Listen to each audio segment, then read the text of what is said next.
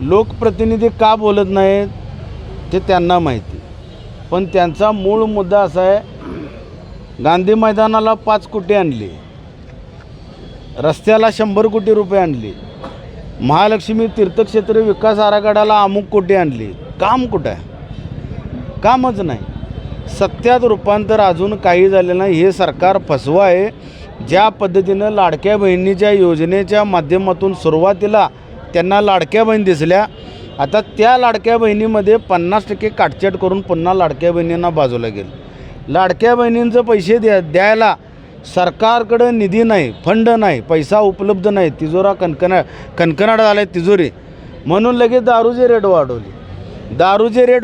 दारू पिणारा जो चांगली दारू पितो तो आता कंट्री लिकरकडे शिरेल, एवढी डेंजर परिस्थिती आहे. म्हणजे राज्य शासनाला कुठल्याही परिस्थितीत 5 वर्ष कसं तरी आपल्याला सरकार न्यायचं आहे, सरकार चालवायचं असं उद्दिष्ट दिसतं.